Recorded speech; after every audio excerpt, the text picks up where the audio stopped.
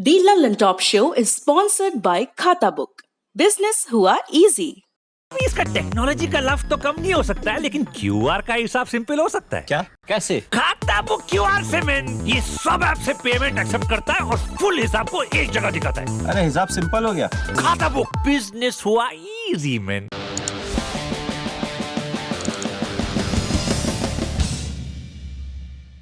नमस्कार, सौरभ द्विवेदी नाम है हमारा और आप देखना शुरू कर चुके हैं दी लंदन टॉप शो। हम रोज बुलेटिन की शुरुआत में आपको एक वीडियो दिखाते हैं। आज का वीडियो पुराना है, कुछ दिन, हफ्ते या महीने नहीं, कई बरस पुराना। 2011 का वीडियो, जब लोगों का हुजूम देश की राजधानी में एक जगह इकट्ठा रहता था, रामलीला मैदान। उनके सर पर मैं अन्ना हूं की टोपी होती थी, तिरंगे होते थे, मीडिया के कैमरे और भ्रष्टाचार के खिलाफ जन लोकपाल बिल का गुस्सा होता था। अन्ना हजारे के इर्द गिर्द तमाम चेहरे दिखते थे, जिनकी भूमिकाएं आज करीब 10 साल बाद एकदम बदल चुकी हैं। तब के इन्हीं कुछ चेहरों के भ्रष्टाचार पर बयान सुनिए। आंखें बंद की, संसद का चित्र अपने सामने रखा तो लालू यादव का चेहरा सामने आता है, कलमाडी का चेहरा सामने आता है, कनीमोई का चेहरा सामने आता है, उन्हें 163 क्रिमिनल्स का चेहरा सामने आता है जो संसद के अंदर बैठे हुए हैं। कैसे इस संसद के ऊपर भरोसा करें, आप लोग बताइए। कि आज इस देश में नीतियां, कानून और अहम योजनाएं जनता की मर्जी के खिलाफ, जनता की इच्छा के खिलाफ, जनता से बगैर पूछे बनाई जा रही हैं। बड़ी बढ़िया अंग्रेजी में जाके वहां बोलेंगे, we have a Lokpal, we have a Lokpal, what Lokpal, we have a जोकपाल, that's it, we all have, it's a जोकपाल, it's a धोखापाल। तो अंग्रेजी में कहेंगे it's a धोखापाल, अंग्रेजी में कहेंगे we have a जोकपाल।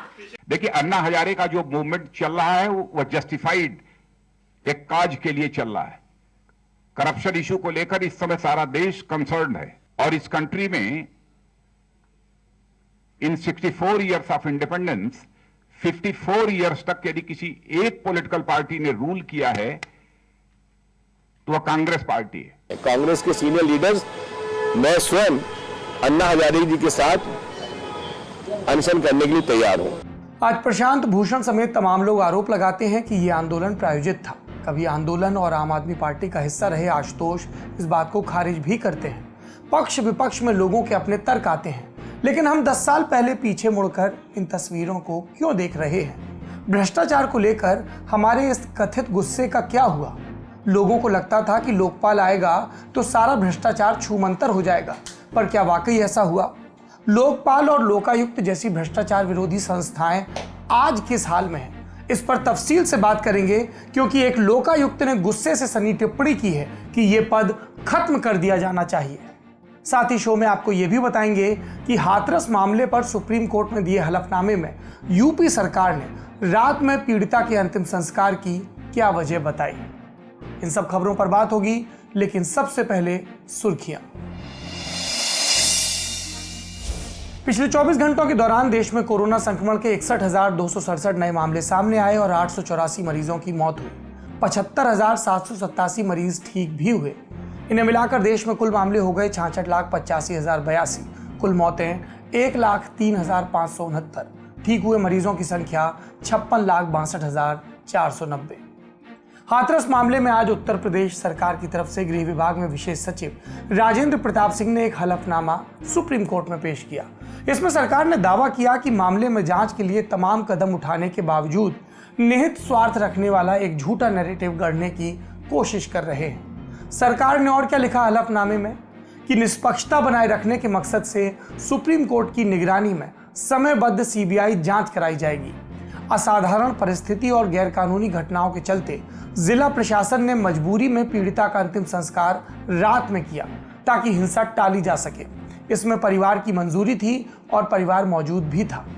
Social media, print और इलेक्ट्रॉनिक मीडिया का एक धड़ा और राजनीतिक पार्टियों का एक धड़ा प्लानिंग के साथ जाति और सांप्रदायिक तनाव भड़काने की कोशिश में लगा है। इसके अलावा यूपी सरकार अपने हलफनामे में कहती है कि पुलिस ने घटनाक्रम जो बताया वो क्या है। इस घटनाक्रम में रेखांकित किया गया कि पीड़िता और उसकी मां ने गर्दन में लगी चोट के अलावा किसी चोट की बात नहीं कही। इसके बाद पीड़िता ने 2 बार और बयान दिया, 19 और 22 सितंबर को, 22 सितंबर को जाकर उसने रेप की बात कही, जिसमें संदीप के अलावा रामू, लवकुश और रवि का नाम लिया।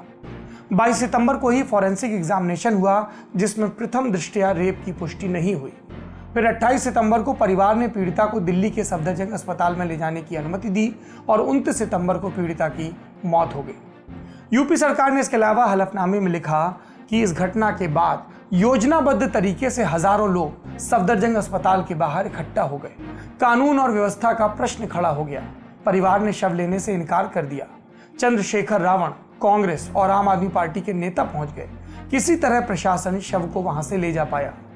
29 सितंबर की सुबह से ही गोपनीय सूचनाएं मिल रही थी कि जिस तरह अस्पताल के बाहर धरना हो रहा है, मुद्दे को जाति और सांप्रदायिक रंग देने की कोशिश हो रही है। 29 सितंबर की रात को ही जानकारी मिली कि दोनों समुदायों और जातियों के लाखों प्रदर्शनकारी कुछ राजनीतिक पार्टियों के समर्थकों और मीडिया के साथ 30 सितंबर की सुबह गांव पहुंच जाएंगे। प्रिंट और इलेक्ट्रॉनिक मीडिया के कुछ लोगों ने परिवार को खुलेआम कहा कि जब तक मांगे न मानी जाएं तब तक अंतिम संस्कार न किया जाए। इन लोगों ने परिवार को अंतिम संस्कार से रोका भी, ऐसा यूपी पुलिस का और यूपी सरकार का दावा है कोर्ट में। इसके अलावा सरकार कहती है कि कानून व्यवस्था को बरकरार रखने के मकसद से ही रात को अंतिम संस्कार किया गया। इसके बाद कुछ ट्वीट्स और सोशल मीडिया पोस्ट का उदाहरण दिया गया। जस्टिस फॉर हाथरस विक्टिम नाम की वेबसाइट का उदाहरण हलफनामे का हिस्सा है। हलफनामे में यूपी सरकार ने कई जगह फॉल्स नैरेटिव शब्द का इस्तेमाल किया। एक और दिलचस्प जुमला इस हलफनामे में हमें दिखा, प्रॉक्सी वॉर, छद्म युद्ध। यूपी सरकार के मुताबिक सूबे में राजनीतिक दलों के लोग डायरेक्ट और इनडायरेक्ट तरीकों से फेक हैंडल्स के जरिए फेक न्यूज चला के एक प्रॉक्सी वॉर लड़ रहे थे, जिसका मकसद था यूपी सरकार के गणमान्य लोगों की इमेज खराब करना। ये सारी बातें हमने इतनी तफसील से आपको इसलिए बताई ताकि आप जान सकें कि आबादी के लिहाज से देश के सबसे बड़े राज्य ने एक बेहद संवेदनशील मामले में देश की सबसे बड़ी अदालत को क्या लिख कर दिया। आप यूपी सरकार की बातों का मिलान 29-30 सितंबर की दरमियानी रात की घटनाओं से करके देख सकते हैं। मालूम चलेगा कि घटनाओं का ब्यौरा हलफनामा लिखे जाने तक कितना बदल गया है। ये भी जानिए कि यूपी सरकार ने उस जनहित याचिका में लगाई रिट पिटीशन का जवाब नहीं दिया, जिसके चलते ये हलफनामा दायर किया गया। पिटीशन की कॉपी मिलने पर पैरा दर पैरा जवाब देने की बात जरूर कही गई। अदालत ने आज सुनवाई करते हुए कहा कि यूपी पुलिस 8 अक्टूबर को उसे ये बताए कि इस मामले में गवाहों को सुरक्षा देने के लिए उसने क्या कदम उठाए हैं। अदालत इस मामले में लगी जनहित याचिका पर सुनवाई करता रहेगा। वैसे पुलिस इस मामले में 1.5 दर्जन से ज्यादा FIR दर्ज कर चुकी है। इनमें से एक में यह भी लिखा है कि अराजक तत्वों ने पीड़ित परिवार को प्रदेश सरकार के खिलाफ गलत बयानी करने के लिए 50 लाख का प्रलोभन दिया। मथुरा पुलिस ने पॉपुलर फ्रंट ऑफ इंडिया और कैंपस फ्रंट ऑफ इंडिया से कथित तौर पर संबंध रखने वाले 4 लोगों को हाथरस जाते हुए गिरफ्तार भी किया। द हिंदू वेबसाइट पर छपी खबर के मुताबिक इनमें से एक मलयालम भाषा के पत्रकार हैं। आज एक और चीज हुई। आखिरकार महिला आयोग ने अपनी आंखें खोली और भाजपा IT सेल के मुखिया अमित मालवीय का वो ट्वीट उसे दिख गया जिसमें उन्होंने हाथरस पीड़िता का वीडियो शेयर किया था। अब अमित मालवीय को कारण बताओ नोटिस जारी किया गया। इसी तरह का नोटिस कांग्रेस के नेता दिग्विजय सिंह और एक्ट्रेस स्वरा भास्कर को भी दिया गया है। तीसरी और आखिरी सुर्खी यूपी से ही जुड़ी है। Uttar Pradesh power corporation limited यानी UPPCL के करीब 15 लाख कर्मचारी हड़ताल पर हैं। 5 अक्टूबर को उत्तर प्रदेश के कई जिले पूरे दिन अंधेरे में रहे। बिजली गुल रही। लखनऊ, प्रयागराज, बरेली, मेरठ, वाराणसी, देवरिया, गोरखपुर, चंदौली, आजमगढ़, मऊ, मिर्जापुर और नोएडा के कई हिस्से। 6 अक्टूबर की सुबह तक कई जगह बत्ती नहीं आई। कर्मचारियों की मांग है कि UPPCL के तहत आने वाली पूर्वांचल विद्युत वितरण निगम का निजीकरण न किया जाए।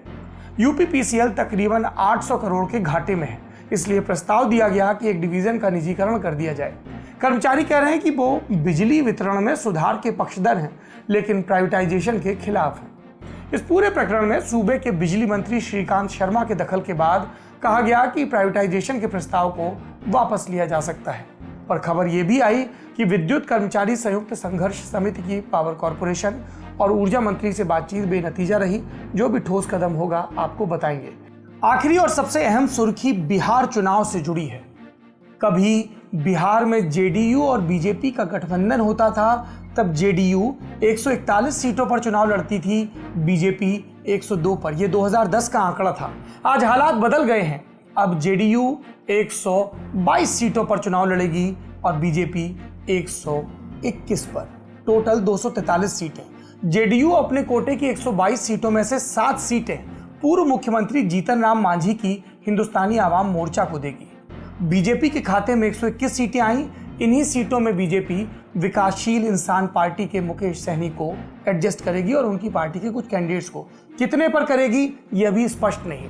ये वही पार्टी और वही नेता हैं जो यूपीए की प्रेस कॉन्फ्रेंस में भी मौजूद थे, लेकिन तेजस्वी के ऐलान के बाद गुस्से में प्रेस कॉन्फ्रेंस छोड़कर चले गए थे। 2019 के लोकसभा चुनाव में भी यूपीए का हिस्सा थे।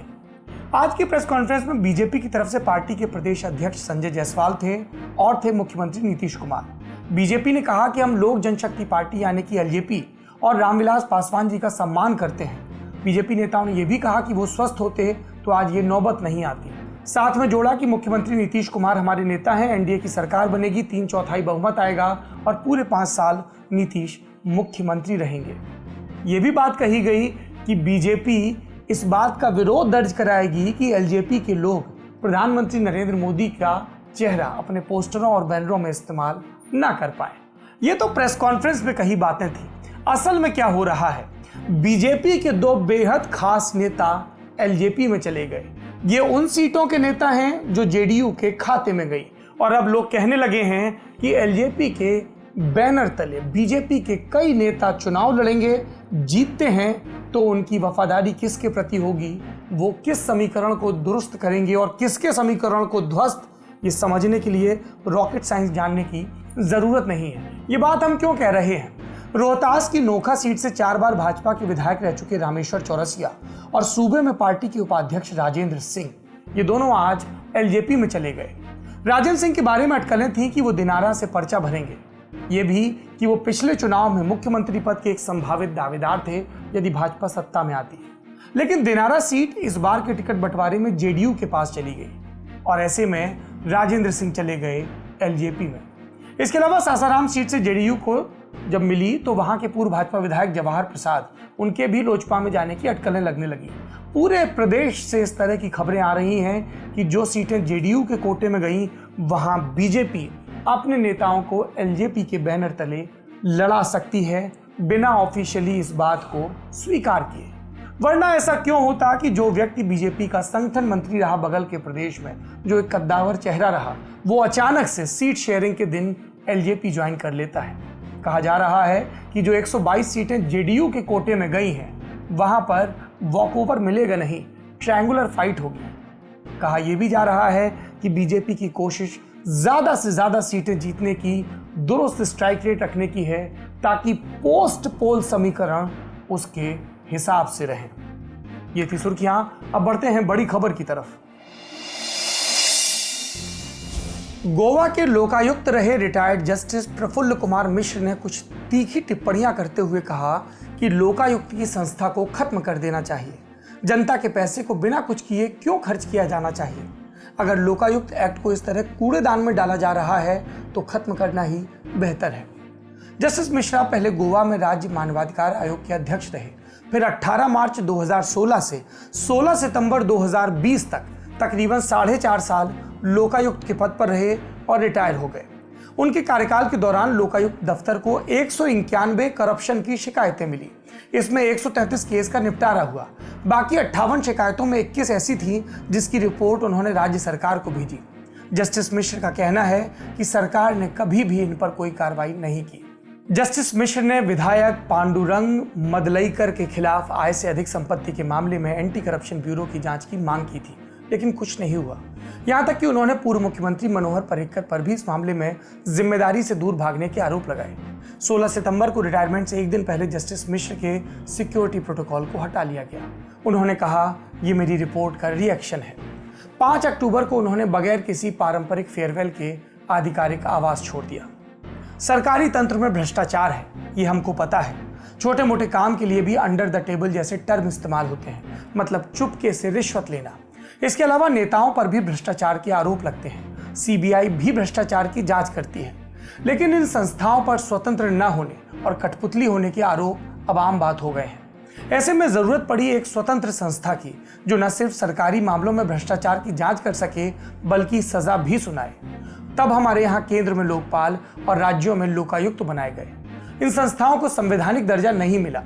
लोकपाल प्रधानमंत्री, केंद्रीय मंत्रियों, सांसदों, ग्रुप ए के अधिकारियों पर लगे भ्रष्टाचार के आरोपों की जांच कर सकता है, लेकिन आज तक नहीं सुनाई दिया कि किसी बड़े नेता या सरकारी अफसर को लोकपाल या लोकायुक्त ने कटघरे में खींचा हो।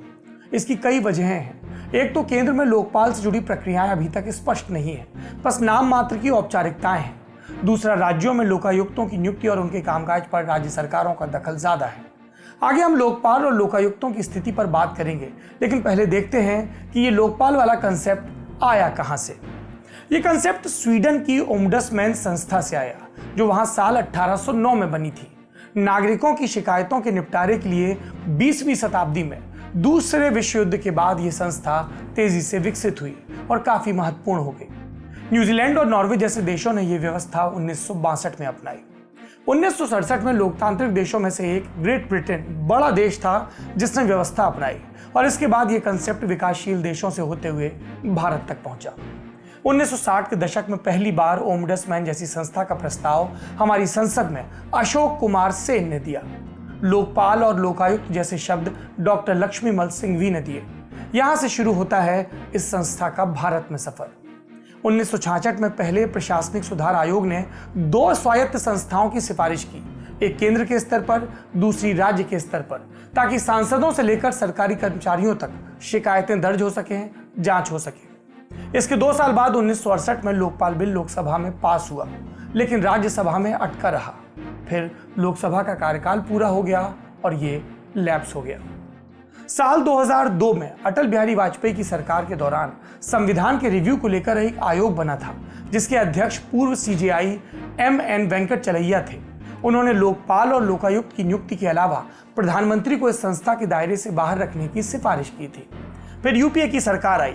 2005 में दूसरा प्रशासनिक आयोग बना, जिसने जल्द से जल्द लोकपाल की संस्था की सिफारिश की। इस आयोग के अध्यक्ष कांग्रेस के नेता वीरप्पा मोइली थे। फिर आता है अन्ना आंदोलन वाला साल, यानी कि 2011। तत्कालीन यूपीए सरकार कॉमनवेल्थ घोटाला, कोयला घोटाला, 2G घोटाला जैसे भ्रष्टाचार के मामलों की वजह से घिरी हुई थी।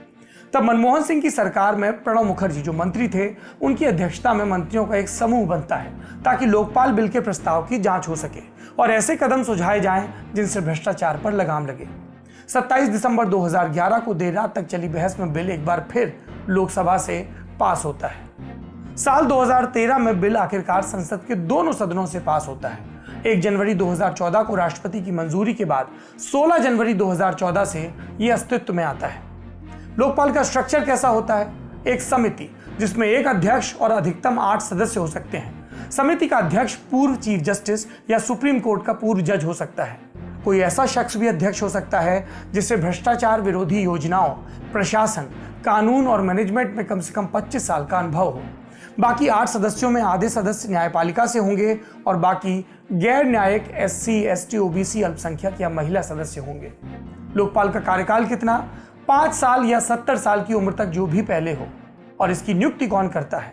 इसके लिए एक चयन समिति होती है जिसके अध्यक्ष प्रधानमंत्री होते हैं। इसके अलावा समिति में लोकसभा के अध्यक्ष, लोकसभा में विपक्ष के नेता, चीफ जस्टिस ऑफ इंडिया या उनकी तरफ से नियुक्त कोई जज और एक प्रतिष्ठित न्यायविद होते हैं। लोकपाल के सदस्यों की नियुक्ति चयन समिति की सिफारिश पर राष्ट्रपति करते हैं। अब हम कह सकते हैं कि लोकपाल का कंसेप्ट भले काफी पुराना हो, लेकिन आधिकारिक तौर पर यह संस्था सिर्फ 6 साल पुरानी है। हालांकि लोकायुक्त कई राज्यों में पहले से मौजूद रहे हैं। लोकपाल संस्था पर कितना जोर दिया जाता है, इसे एक उदाहरण से समझिए। 2014 में कानून बनने के बाद करीब 5 साल तक लोकपाल का पद खाली रहा। मार्च 2019 में जाकर सुप्रीम कोर्ट के रिटायर्ड जस्टिस पिनाकी चंद्र घोष पहले लोकपाल नियुक्त किए गए। इस लेट लतीफी से भ्रष्टाचार को लेकर सरकारों की प्राथमिकता पता चलती है। इसके अलावा लोकपाल लोकायुक्त संस्था की अब तक कमजोरी ही सामने आई है। ये बात हम नहीं कह रहे, आंकड़े और कुछ तथ्य कह रहे हैं। आप जानते ही हैं कि लोकपाल का आज भी कोई स्थायी कार्यालय नहीं है। पहले दिल्ली के अशोका होटल में इसका दफ्तर था। फिलहाल इसे वसंत कुंज में शिफ्ट किया गया। लोकपाल बनने के 10 महीने तक सरकार ने शिकायतों का कोई फॉर्मेट नहीं बनाया। लोकपाल को लेकर कानूनी प्रक्रिया और नियमों में अभी भी स्पष्टता नहीं है। लोकपाल की वेबसाइट कहती है कि 30 सितंबर 2019 तक इसे 1065 शिकायतें मिली। इसने 1000 शिकायतों का निपटारा किया। इसके बाद वेबसाइट में कोई अपडेट नहीं किया गया। जो आंकड़े दिए गए उन्हें सुनने में लगता है कि काफी शिकायतें सुनी गई और उनका हल निकला, लेकिन द संडे गार्जियन की एक रिपोर्ट कहती है कि ये शिकायतें तय फॉर्मेट में नहीं थी। लोगों ने सरकारी भ्रष्टाचार से ज्यादा पेंशन वगैरह को लेकर खुद की समस्याएं बताई थी। इस रिपोर्ट के मुताबिक लोकपाल के एक अधिकारी ने नाम न छापने की शर्त पर बताया कि ये शिकायतें लोकपाल के कार्यक्षेत्र में नहीं आती, फिर भी लोग इन्हें भेजते हैं तो हम उनका निपटारा कर देते हैं। मतलब सब कुछ यूं ही चल रहा है। ये तो केंद्र की बात है। अब राज्यों के लोकायुक्तों का हाल देखते हैं। गोवा का हाल जस्टिस प्रफुल्ल कुमार मिश्र ने बताया। यूपी, राजस्थान और गुजरात का हाल हम आपको बता देते हैं। उत्तर प्रदेश में सरकारी अधिकारियों और कर्मचारियों के भ्रष्टाचार पर क्या कार्रवाई हो रही है, इसका पता नहीं चल सकता। वजह, साल 2014 से पूर्ववर्ती सपा सरकार और फिर वर्तमान की योगी सरकार ने लोकायुक्त की तरफ से सौंपी गई रिपोर्ट ही विधानसभा में प्रस्तुत नहीं की। 2018 में लोकायुक्त रिटायर्ड जस्टिस संजय मिश्र ने कई नौकरशाहों और पूर्व मंत्रियों के खिलाफ शिकायत की थी। राज्यपाल को सौंपी गई इस रिपोर्ट में कई सिफारिशें भी थीं। यूपी लोकायुक्त के सचिव पंकज कुमार उपाध्याय ने बताया कि साल 2018 में 3,915 शिकायतें मिली, जिनमें से 3,564 शिकायतों का निपटारा हुआ। 2017 से 882 मामले लंबित हैं। ये यूपी की बात थी। अब राजस्थान चलते हैं। राजस्थान में मार्च 2019 से लोकायुक्त का पद खाली पड़ा है। भ्रष्टाचार और पद के दुरुपयोग को लेकर लोकायुक्त सचिवालय में रोज शिकायतें आती हैं, लेकिन यहाँ के कर्मचारी शिकायतकर्ता को ये कहकर चलता कर देते हैं कि उनका आवेदन फाइल कर दिया गया, जब नए लोकायुक्त की नियुक्ति होगी तब निपटारा कर दिया जाएगा। इस संस्था में राजनीतिक हस्तक्षेप कितना होता है ये भी जान लीजिए। इसका अंदाजा आप यूं लगा सकते हैं कि जब अशोक गहलोत मुख्यमंत्री बने तो उन्होंने पूर्व मुख्यमंत्री वसुंधरा राजे के एक फैसले को बदल दिया। उन्होंने लोकायुक्त का कार्यकाल 8 साल से घटाकर 5 साल का कर दिया। वसुंधरा राजे सरकार ने कानून में संशोधन कर मार्च 2018 में तत्कालीन लोकायुक्त एसएस कोठारी का कार्यकाल 3 साल तक बढ़ा दिया था। गहलोत के फैसले की वजह से उनका कार्यकाल मार्च 2019 में खत्म हो गया। राजस्थान लोकायुक्त दफ्तर की तरफ से जारी बयान के मुताबिक 24 मार्च 2013 से 6 मार्च 2019 तक 28,581 शिकायतें आई। इनमें से 28,524 का निपटारा हुआ। 291 केस में शुरुआती जांच शुरू हुई और 467 मामलों में नौकरशाहों पर प्रशासनिक कार्रवाई हुई। अब बात गुजरात की करते हैं, जहां लोकायुक्त पद पर सबसे ज्यादा विवाद रहा। जून 2020 में गुजरात हाईकोर्ट के जस्टिस राजेश शुक्ल को राज्य का 5वां लोकायुक्त नियुक्त किया गया। करीब 1.5 साल से यह पद खाली था। दिसंबर 2018 में रिटायर्ड जस्टिस डीपी बुच का कार्यकाल खत्म हुआ। इससे पहले साल 2003 से 2013 तक भी ये पद खाली था। 2013 में जब नरेंद्र मोदी गुजरात के मुख्यमंत्री हुआ करते थे, तब तत्कालीन राज्यपाल और उससे पहले कांग्रेस की नेता कमला बेनीवाल से सरकार की ठन गई थी। सरकार ने गुजरात लोकायुक्त आयोग बिल 2013 पास किया, जिसे कमला बेनीवाल ने बतौर गवर्नर वापस कर दिया। इस बिल के जरिए गुजरात लोकायुक्त एक्ट 1986 को रिप्लेस किया जा रहा था। सरकार पर आरोप लगे कि लोकायुक्त को कमजोर किया जा रहा है। यह बिल राज्य को शक्ति देता था कि लोकायुक्त की नियुक्ति के बगैर हाईकोर्ट की चीफ जस्टिस की भूमिका के हो सकती है। मतलब लोकायुक्त में चीफ जस्टिस की कंसेंट जरूरी नहीं। 2011 में राज्यपाल ने गुजरात हाईकोर्ट के रिटायर्ड जज आर मेहता को लोकायुक्त नियुक्त कर दिया था, जिसे राज्य सरकार ने गुजरात हाईकोर्ट में चैलेंज किया कि बिना सरकार से सलाह के राज्यपाल के पास लोकायुक्त की नियुक्ति का अधिकार नहीं है। आर मेहता ने सरकार से इस झगड़े के चलते लोकायुक्त का पद लेने से इनकार कर दिया। फिर आखिरकार 2013 वाला बिल पास हुआ, कानून बना, डीपी बुच लोकायुक्त बने। 3 राज्य जिनके हमने आपको उदाहरण दिए। आप अंदाजा लगा सकते हैं कि भ्रष्टाचार को लेकर जो गुस्सा नेताओं के बयानों में दिखता है, वो उनके काम में किस तरह गायब है। यहाँ पर सपा की सरकार रही, भाजपा की सरकार है। राजस्थान, ये यूपी का मामला है। राजस्थान में भाजपा की सरकार रही, अब कांग्रेस की सरकार है, लोकायुक्त है ही नहीं। और गुजरात में लगातार भाजपा की सरकार है। तो यानी कथित पहला मोर्चा, मुख्य विपक्ष, तीसरा मोर्चा, सबका जिक्र हो गया। एक लोकायुक्त रिटायर होते ही पहली बात यह कहता है कि पद को खत्म कर देना चाहिए, क्योंकि उसे काम नहीं करने दिया गया। ये सरकार के साथ साथ जनता के लिए भी सवाल पैदा करता है। आखिर हम अपनी लड़ाइयों को इतनी जल्दी कैसे भूल जाते हैं? हमारे नारे सरकारी वादों की शक्ल में घोषणा पत्रों में सज जाते हैं, लेकिन फिर उस घोषणा पत्र को बनाने वाली पार्टी उन्हें कचरे के डब्बे में क्यों डाल देती है? क्यों हम सवाल नहीं करते? और जब हम सवाल करना बंद कर देते हैं तो फिर हम जब तब शिकायत क्यों करते हैं? हम सिटीजन की जगह सब्जेक्ट क्यों बन जाते हैं? और क्यों हम सरकारों को मनमर्जी करने देते हैं? घर में अकाउंटेबिलिटी फिक्स करते हैं, नारों में करप्शन से दूर जाने की बात करते हैं, तो ये हमारे और आपके यथार्थ में क्यों तब्दील नहीं होता? क्या हमें घूस देना अच्छा लगता है? क्या हमें इस भ्रष्टाचार भरे समाज और समय में जीना अच्छा लगता है? अगर नहीं, तो हम सरकारों की जवाबदेही क्यों नहीं तय करते? हम लोकायुक्त, ताकतवर लोकायुक्त और लोकपाल की मांग क्यों नहीं करते? आज के ललन टॉप शो में इतना ही। आखिरी में कविता की बात करते हैं, लेकिन उससे पहले बात चुनाव की। ललन टॉप की बिहार की चुनावी यात्रा शुरू होने वाली है। अगर आप भी हमारे साथ जुड़ना चाहते हैं इस चुनावी यात्रा में, बिहार के किसी गांव में, कस्बे में, शहर में रहते हैं, तो आप हमें मेल कर सकते हैं। हमारा पता है LT for Lallan, T for top, LT.chunav CHUNAV@gmail.com। आपका CV अगर शॉर्टलिस्ट होगा, आपके ब्यौरे शॉर्टलिस्ट होंगे, तो आपको लल्लन टॉप की टीम कांटेक्ट करेगी आपके इलाके में आने से पहले। आपको क्या बताना है मेल करके? अपना नाम, अपना मोबाइल नंबर, आप क्या करते हैं, आपकी विधानसभा सीट कौन सी है, जिले का नाम क्या है और उस सीट में, उस जगह में दिलचस्प क्या है। उम्मीद है कि ललन टॉप के साथियों की और मेरी आपसे जल्द मुलाकात होगी। शुक्रिया, शुभ रात्रि। घुटना, कंधा या कमर, चाहे जैसा हो दर्द, डॉक्टर ऑर्थो आपको देता है दर्द से पूरी आजादी, एक भरपूर जिंदगी।